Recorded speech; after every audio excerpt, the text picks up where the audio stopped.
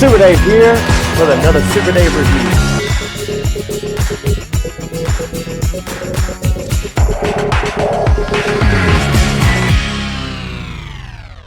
Super Dave here with another exciting Masterverse, this time a Mattel Creations again. And that's right, we're looking at the Horde Troopers, and they came in this brown shipper box, as you see, as it says there, Mattel Creations. And then I love this cue, dramatic box opening music. And fortunately, I have already opened one of mine. So this is what the box looks like here. Just check out that awesome, intimidating Horde Trooper. Huge. The flames, the fog, he's just looking awesome, and it wraps around, that artwork wraps around the side. You can see some of the Eternian guards present there, and there he is with the other Horde troopers, and he's taking his helmet off. Did you ever wonder what a Horde trooper looked like underneath? Well, I'll be honest with you, when I watched She-Ra and the Masters of the Universe and He-Man and all that, I really thought that they were more like robots, you know, like robot type characters. I didn't really think of there being any real life thing. Almost looks like a scroll from Marvel Legends, but we're gonna take a look at that in just a moment. And just so you'll kind of understand, I have another one here, what it looks like when you open it. There's a flap right here, and it shows you a bio. If you'd like to pause and read that now, you certainly can.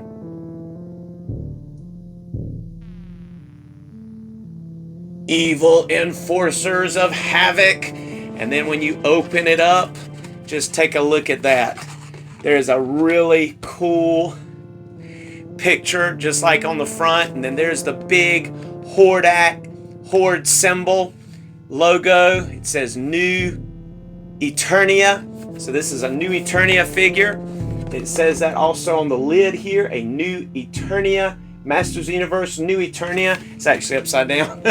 Masters of the Universe, New Eternia, as you see there, looking awesome. It has written on here, Mattel Creations. And we saw that part already, so let's go ahead and open up this little backdrop, and you see that what that will do, and I've got it opened up here behind me, but it opens up to be a full poster. If you want a poster, that's so cool. You can see some of the Wind Raiders in the sky overhead, and even the jet sleds there, looking cool. Whole bunch of Horde troopers. And then there is a cool poster of the Fright Zone, Hordak's lair, that is full of technology. You can see that, it's looking cool. So you get that double-sided little backdrop. But without further ado, what we really want to see is the Horde Trooper himself. Just take a look at that. He is looking awesome, and he is so big. Look at him. That is so neat. So let's go on over here in the Fright Zone, inside of part of the Fright Zone, and check out our Horde Troopers. And here we are in the Fright Zone, getting ready to reveal one. Perfect. Two. And then finally, 3. Awesome and cool looking Horde Troopers inside, none other than the Fright Zone itself.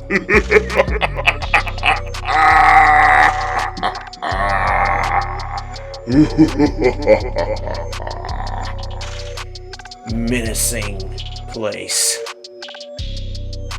And once you have opened your Horde Trooper, the first thing you're going to see right up underneath him is this little box that says, of course, Horde Trooper, Evil Enforcer of Hordak, Masterverse. And when you open that up, it's going to have a little baggie inside, and you rip that open, And there's only one other accessory, and that's this little backpack thing, which is a cool little design, as you can see here. Really neat looking. And I have all the other ones equipped. So we're going to take a look at this one right quick and show you that there's 2 holes in the back. You're just going to quickly attach those 2 little pegs in the peg hole, just like so. And then, as you can see with the other ones that I've already equipped, you're able to put, of course, a sword in one hand, and you would be able to equip the staff on his back like so. Or you could equip the sword on his back like so.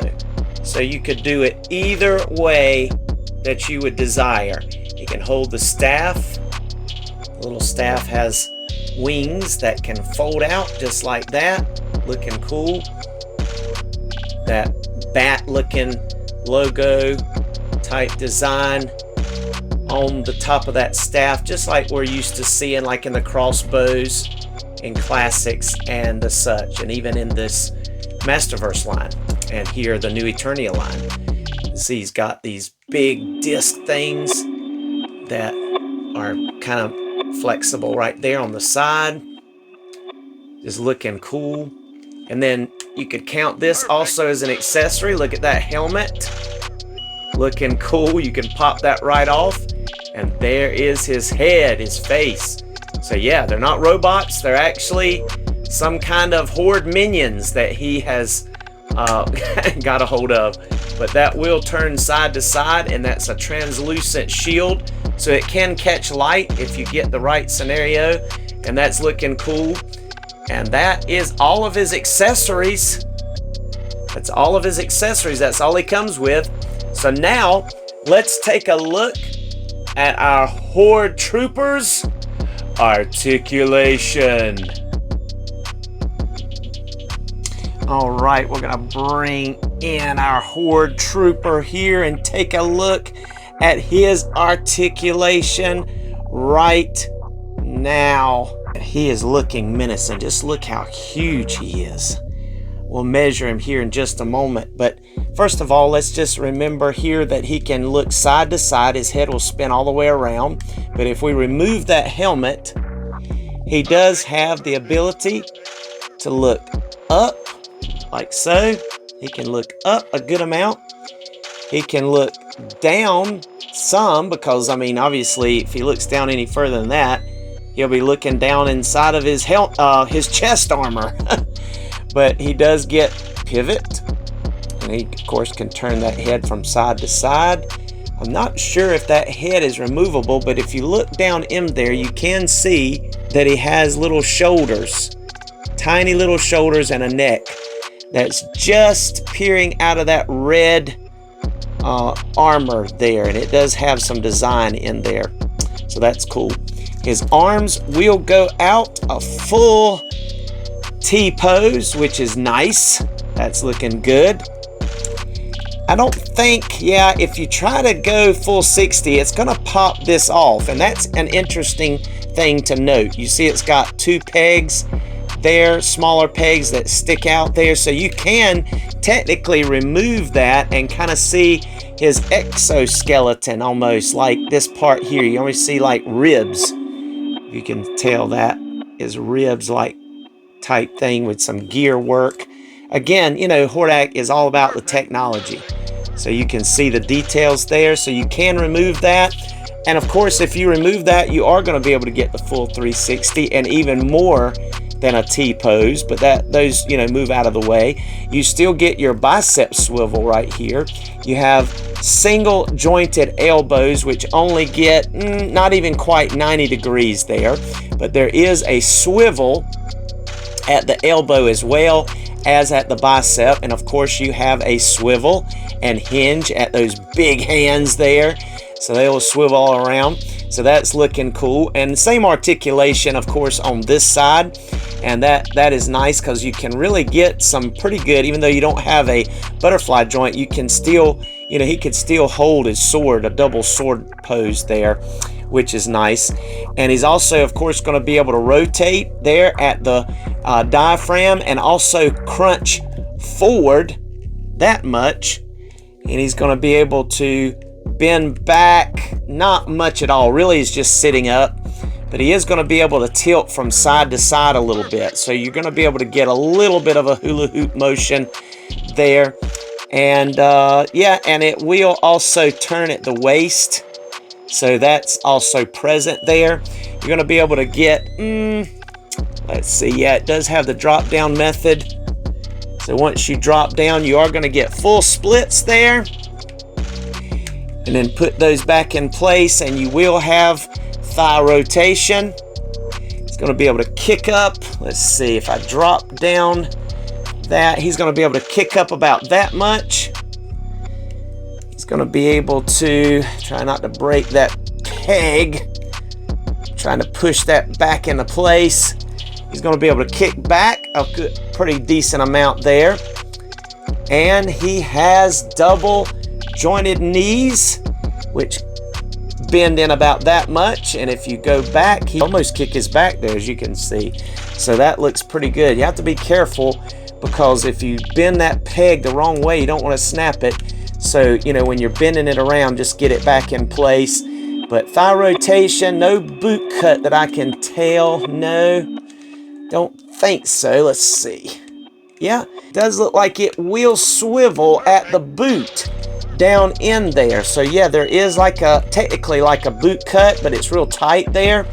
And then we've got those feet. Let's see, they'll go down about that much before they hit back here. They'll go up pretty much all the way. And then you do get, and I'm checking here to see, but that's about all the rocker you're gonna get is that way. I'm trying to see if it'll even go that way at all. It's pretty much straight that way. So just a very limited amount of rocker, because it hits these side pieces there on the side. And one of the things I was going to mention about this guy is he's got some awesome looking treads on the bottom.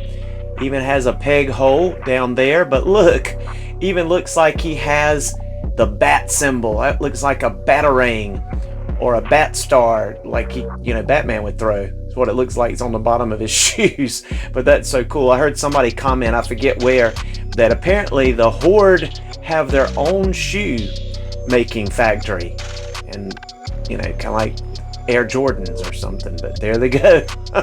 Looking cool. Looking cool. Yes, we are very cool, even if we're not robots. But pretty decent articulation. Let's go ahead and put his armor back on here. See if that'll pop on easy enough. And that's even removable. You can even remove his Horde logo there. So that's interesting. Just trying to check and see. I don't know that there's anything that can replace that. Let's go ahead and put his helmet back on here just to get him decked out completely. Looking cool. And again, just to show you, again with this, you can pop this sword off that piece back there. You can pop this piece back there so that it holds that. Let's fold his wings on in there. And you could, yeah, that's about as far as you're going to be able to slide it. So it's still going to show, it's going to peep at the top. Let's see if we can turn it the other way. Yeah, it'll pop in that way too. So if you want to hide it a little better, you can have it go downward and pop in a little bit further down. And that handle on the sword is not very long, but if you wanted to grab it to make it kind of look like you're doing a double-handed take, you could there, so you can get a good pose. I like that big sword. That's looking awesome. That is really neat. I love the metallic color of this. It looks really good. And again, if you hit the light right, kind of like with Snout Spout, you could probably even make it look like that helmet, the eyes are glowing a little bit, which is pretty cool. That's really neat. Matter of fact, I've seen on AliExpress some really tiny little button cell type little lights, LED lights, Might be even possible to put one down in there and have that to glow. That would be kind of cool, wouldn't it? We'll have to try that out if we can get a hold of some. It takes forever to get stuff from that, but yeah, and it's interesting to note that this part comes off, but I don't know why you would. I mean, it it needs that, of course, to be able to be a Horde trooper, but it's neat. He could, kind of be in a locker room and be chatting it up with some of the other guards and have his armor and his helmet off. But looking cool, ready for battle. All right, let's go ahead and measure our Horde trooper. All right, and to measure in our Horde troopers here, and I'm going to look at it dead on for you here from the back of his heel. It's basically 8.5 inches tall to the top of his helmet. To the tip of his helmet, it's 8.5 inches tall exactly. So that is really cool. And if you have this out the back, you could add probably another inch to that, 9.5, to the tip of that staff, and I'll show you that a little bit closer up here, how you can open that. Those little things, those hinges will pop off, but you can pop them back on. There's his little dragon style head there, the scales on his back, and none of this comes apart there, but these little wings will pop off here. So you can have it like that or like that. It's cute, neat. All right, cool. And now let's do some comparisons. And here we are in the fright zone while all of Hordak's minions are busy buzzing around. And here is General Sundar, the leader of the Horde troops. And then here's our new Eternia Horde trooper, alongside of one of the other Horde troopers. You can see just how much bigger this Masterverse Horde trooper is compared to the Motu Classics. Really awesome, and I'm sure he'd be even much taller than the Origins. I don't have any of those, but I did pick me up 3 of the Horde troopers, and I think they are awesome. I really like the metallic armor, like I said, much more than this flat gray, matte gray armor of the classics.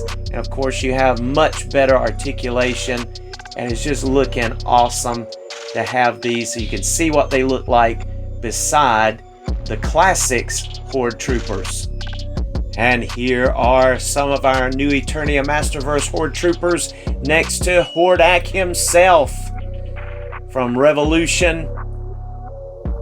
Hordak, he's looking so cool. Just take a look at Hordak next to these cool troopers, and of course they tower over him, but they are the elite troopers of the Hordak minions.